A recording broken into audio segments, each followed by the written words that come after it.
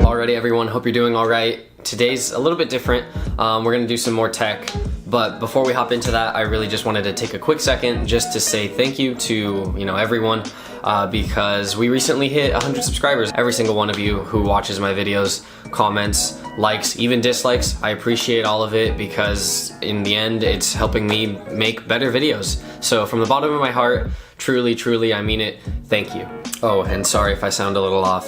The air quality up here right now in Sacramento just is not that good due to some fires going around, and I got a stuffed up nose, so apologies in advance. Alright, so without further ado, what we're talking about today is a little bit different. So, you know that I'm really heavy on video, and that's really what is mostly up my alley. But I do like taking photos on the side, and as you know from one of my previous videos, my main shooter and my personal camera is what I'm shooting on right now, which is the Lumix G7, and it has not let me down. Other than, a couple of things here and there. I'll put the video up here somewhere. It is a fantastic camera for video, not a bad camera for photo, but it's just not, the camera that you want to have for photo. And it gets the job done, don't get me wrong. That's where this guy comes in. This is not my personal, actual, own camera. I do not own this. This is from work that I get to play around with and mess around with. So this is the Canon 6D Generation 1, not the second one. So just to be clear on that, with the 24-105 f4 lens. Really pretty lens. I mean, the shots that you can get with this are just incredible. So this is entirely opinion based, but there's just something, for me at least, about taking photos with a mirrored full body camera that just feels so freaking satisfying. And just the sound of it, listen to this. Oh, love that sound. So this video is really gonna be for that person who's really looking to step up their camera. Maybe they've got a T6i or they've got a Nikon, I don't know, D300.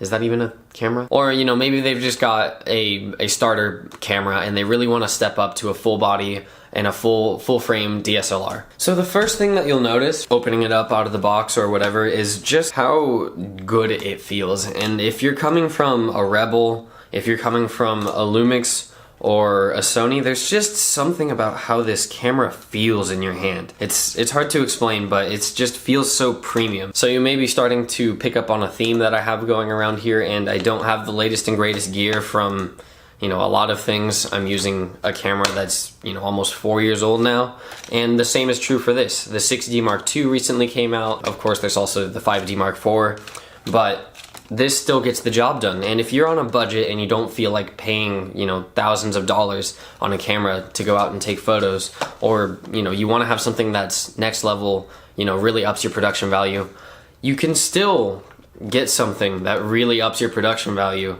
and doesn't break the bank. And this is what I would have to say is the first pro of this camera. And that is that you can pick one up on Amazon right now for $999. And if you're totally okay with going with a refurbished or a used camera, you can get just the body for anywhere from $750 to $800. Now, of course, if this is gonna be a first purchase for you, you're thinking, why would I wanna buy a full frame camera when I wouldn't have a lens? Canon L glass is gonna be kind of pricey with these cameras, sometimes even more expensive than the actual body itself. One way you can try and save a little bit of money with that is you can hop on eBay or OfferUp, any of those local selling apps that are out there, and you can look and try to find bundles that, maybe someone had a 6D and then they moved on to a 6D Mark II, you name it. And you can pick them up for a pretty good price. Just recently, my good friend Yukario bought a 6D on eBay, and it came with two lenses. One was the 70 to 200, not the 2.8, I think it was the f4. You know what, let me actually check with him real quick. See if he's busy or not. What up? Just a quick question for you. So I'm doing the review for the Canon 6D right now. I got mine for 1,200, I believe. 1,200? Oh my god! It came came with 24 to 105, and then it came with the 70 to 200 f4. Wow. And they came with the battery, obviously with the battery and obviously the body. Damn. So wait, were both of the lenses the f4s? Yes. That's clean. Yeah, that one. Yeah, it was a good deal, and that's why I bought it. You see that picture I posted on Sex and Instagram? Oh no, I'm gonna have to look right now. Alright, peep it, it's fire. Alright, is it the one that we took out in Lassen? Maybe. It's the one and only Digo Double G. He picked up this exact lens with this camera with a battery grip and a 70 to 200, I'll put it right here. Not the f2.8, it's actually the f4. Regardless, still, all of that for 1,200 bucks. That is a steal, which by the way, if you've got a little bit of time, it's probably over by now, but definitely check out the Sac State account because Eucario recently did a takeover and a lot of the photos, if not all of them, are taken on a 6D. You know what, I'm just gonna toss a whole bunch of photos from the 6D right now. Ready? Go. And although I'm doing this review from a photographer's perspective, the camera also takes video. It doesn't go up to 60 frames per second, it only does 1080 at 30 and 24. You can go down to 720 and then do 60 frames per second. It's not really that bad, but just something to know that it doesn't shoot today's quality. In terms of frame rates, it only goes up to 1080 at 30 frames per second.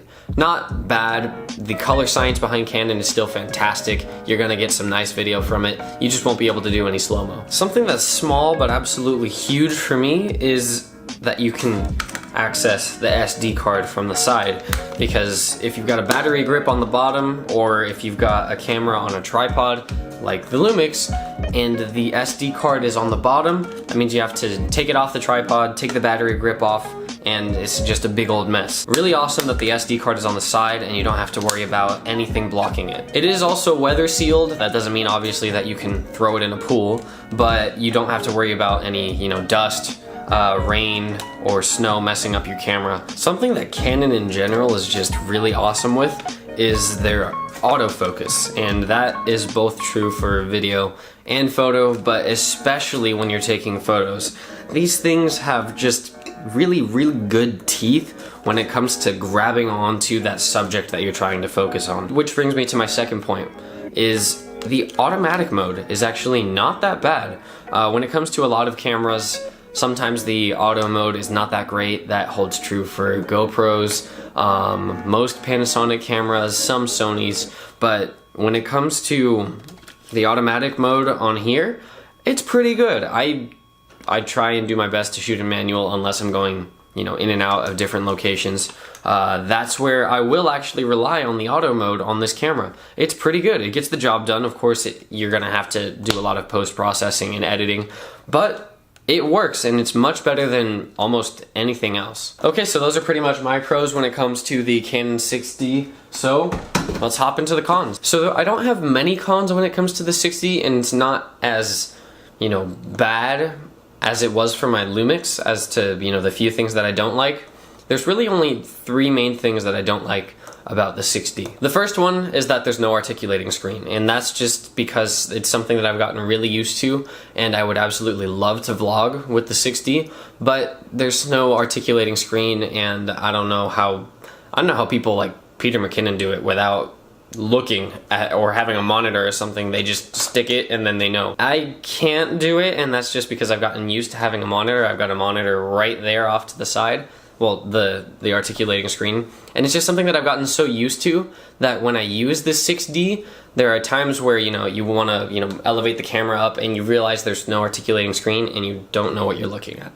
And again, it's not that big of a problem, but again, it's just something to know. And so this is kind of like a pro-con. The Wi-Fi and the GPS that it has built in are great features, but for some reason, if you have them on, it doesn't turn off when you turn the camera off. So for Wi-Fi, it does turn off when you turn the camera off, but the GPS mode will stay on even if you flick the camera off, which that actually may be a pro for you.